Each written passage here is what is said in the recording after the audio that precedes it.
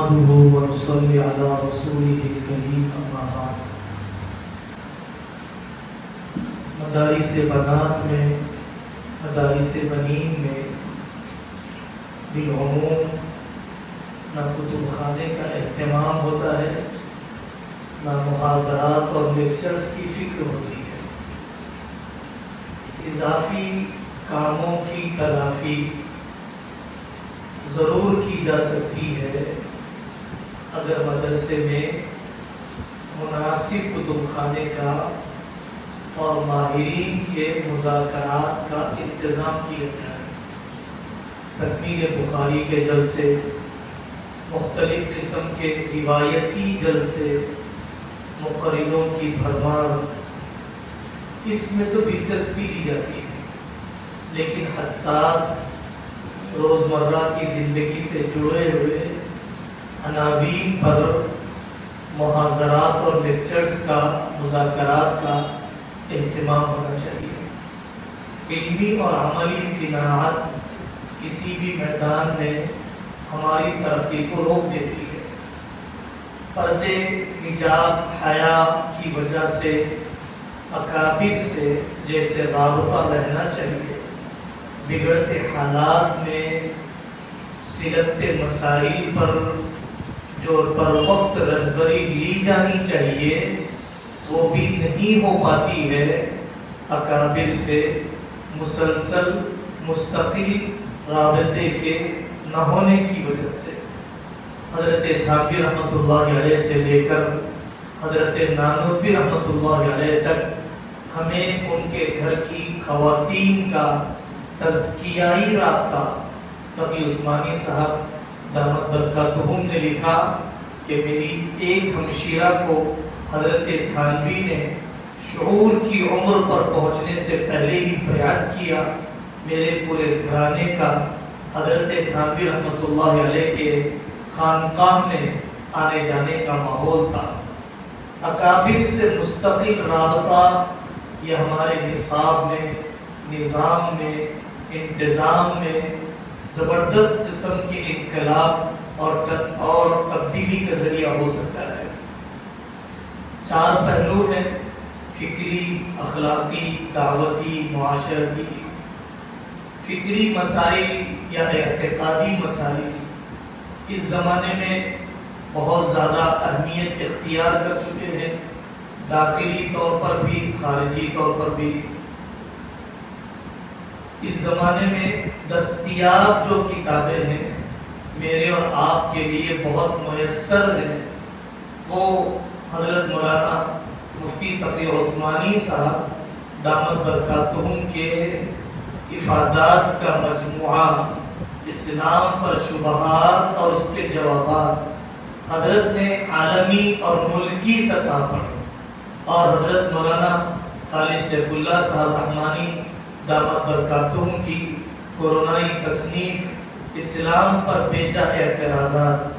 اگر اللہ تعالی ہمت و حوصلہ دے دے تو پڑوسی ملک کے حضرت مولانا اسماعیل ریحان صاحب کی کتابیں ہیں جو اسلام کے خلاف نظریاتی جنگ پر لکھی گئی ہے.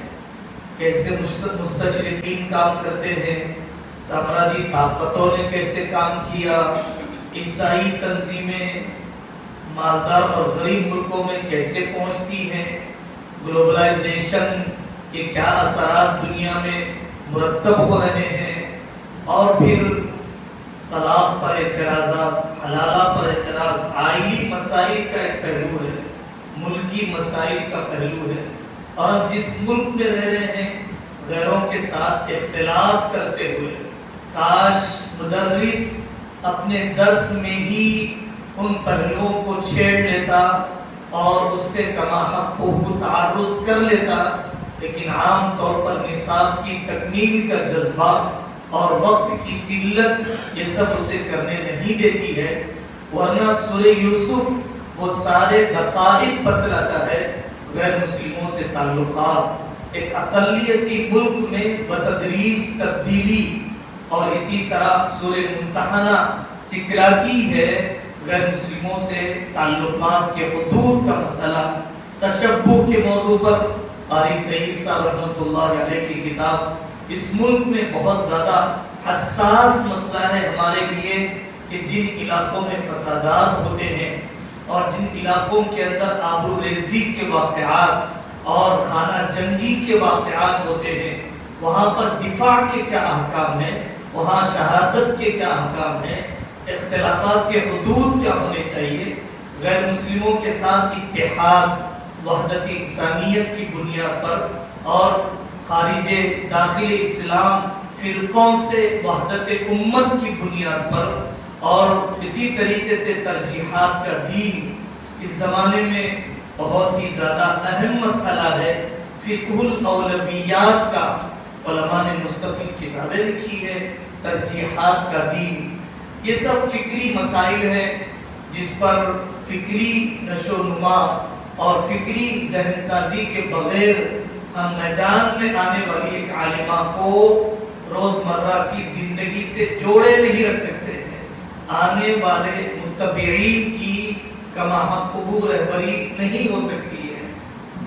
دوسرا پہلو ہے اخلاقی، اس کو حضرت تھانوی رحمۃ اللہ، حدود شریعت کیا ہے، مزاج شریعت کیا ہے، انصاف کیا ہے، احسان کیا ہے، قانون کیا ہے، اخلاق کیا ہے، عزیمت کیا ہے، رخصت کیا ہے، حقوق مانگنا کیا ہے، حقوق دینا کیا ہے۔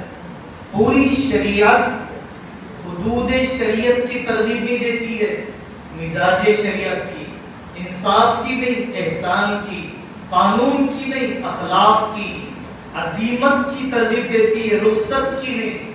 یہ موضوع اور یہ تنازع زندگی میں کھڑا ہی نہیں ہونا چاہیے کہ دودھ پلانا میری ذمہ داری نہیں ہے، ساس کی خدمت میرا فرض نہیں ہے۔ اس قسم کی عالمانہ اعتبار سے نہایت ہی لچر قسم کی گفتگو کا تصور ہماری طالبہ سے کیا ہی نہیں جا سکتا ہے۔ سیر الصحابیات پر جو کتابیں لکھی گئی ہے، صحابیات کا امور خانداری میں دلچسپی اور صحابیات کا خاندان کی تعمیر میں دلچسپی کا یہ پہلو بہت زیادہ اہمیت رکھتا ہے۔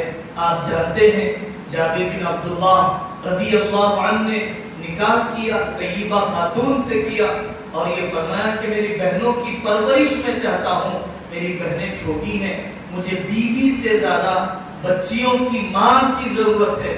وہاں پر جابر بن عبداللہ کی بیوی نے یہ نہیں کہا کہ آپ کے بہنوں کی خدمت میری ذمہ داری نہیں۔ اسلام نے عورت کی وہ عظمت فتح مکہ کے موقع پر مثال ہے، حضرت حمزہ رضی اللہ عنہ کی بیٹی کے بارے میں جھگڑا ہو رہا ہے، حضرت جعفر فرماتے مجھے موقع دیا جائے، زید بن حارثہ کہتے ہیں مجھے موقع دیا جائے، اور اسی طریقے سے حضرت عبداللہ بن عباس فرماتے ہیں مجھے موقع دیا جائے۔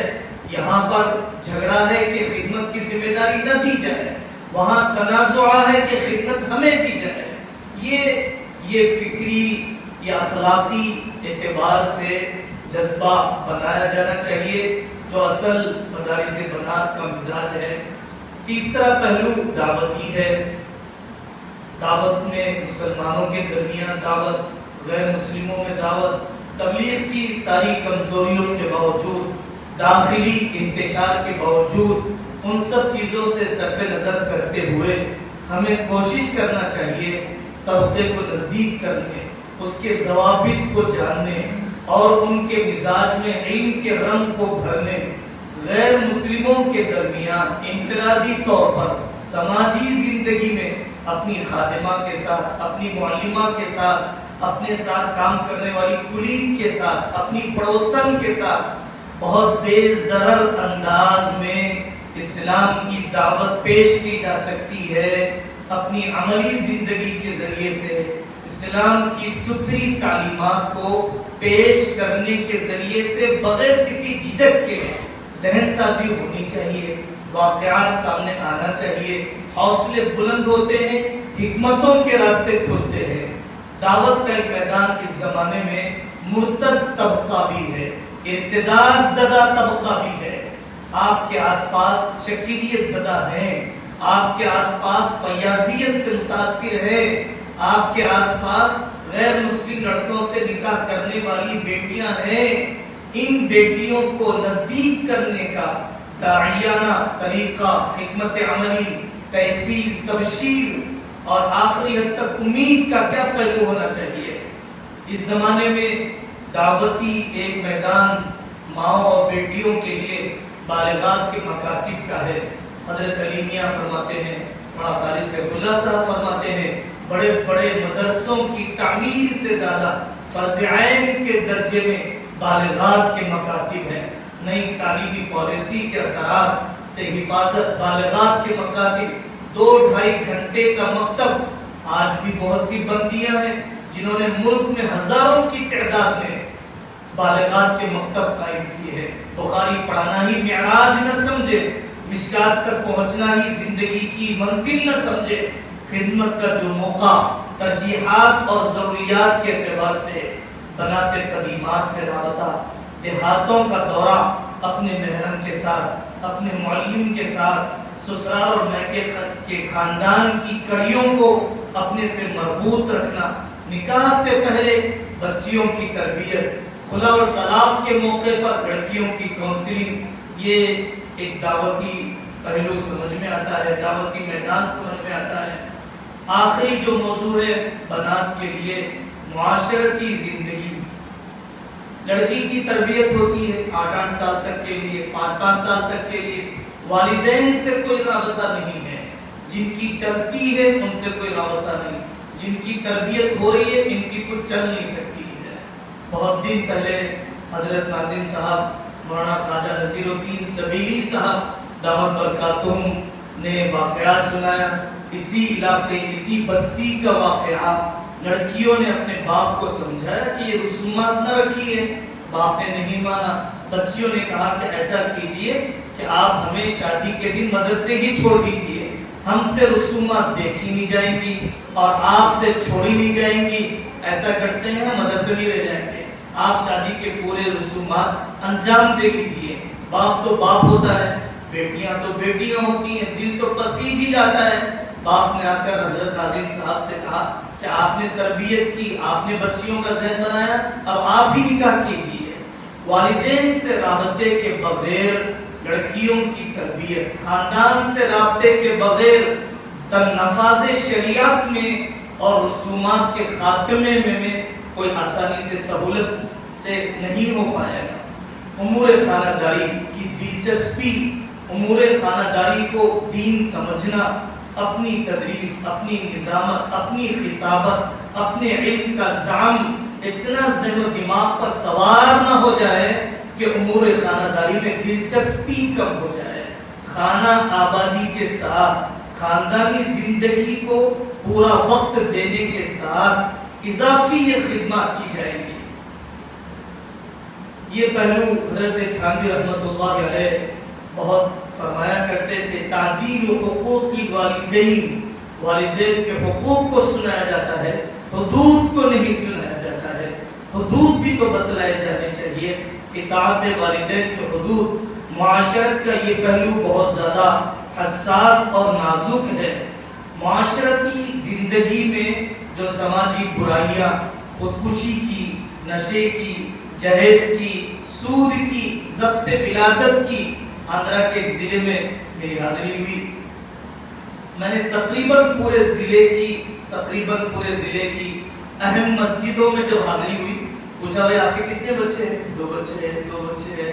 آخر میں حیرانی ہوئی تو میں نے ایک مولوی صاحب سے پوچھا، کہا کہ ہمارے پاس تصور نہیں کیا جا سکتا ہے ضبط ولادت کو اور بٹ کنٹرولنگ کو اور اس نظریے کو اتنا مسلط کر دیا گیا۔ اہل علم کا طبقہ، اہل دعوت کا طبقہ، دین پسند طبقہ، عورتیں تک اس سے متاثر ہیں، موہوم وجوہات سے، نامعلوم قسم کی بنیادوں پر۔ تو یہ معاشرتی اصلاحی جو عناوین ہیں، ان معاشرتی اصلاحی مضامین کے بارے میں طالبات کو عنوان وار ذہن سازی کی جانی چاہیے۔ اور آخری بات، کہاں مسائل پیدا نہیں ہوتے، کہاں ٹکراؤ نہیں ہوتے ہیں؟ دربار نبوت میں خاندانی تنازعات آیا کرتے تھے۔ کیا ہم اپنی ذاتی زندگی میں کسی اللہ والے کی ثالثی پر راضی ہیں؟ کیا ہم اپنی ذاتی زندگی میں کسی صاحب دل کے ساتھ خود سپردگی کا تعلق رکھتے ہیں، اگر یہ رنگ ہماری طالبات نے ہم میں نہیں دیکھا ہے تو ان کے اندر بھی نہیں آئے گا۔ فلا وربک لا یؤمنون حتی یحکموک فیما شجر بینہم۔ اللہ تعالیٰ مجھے اور آپ کو عمل کی توفیق عطا فرمائے۔ وآخر دعوانا الحمد للہ رب العالمین۔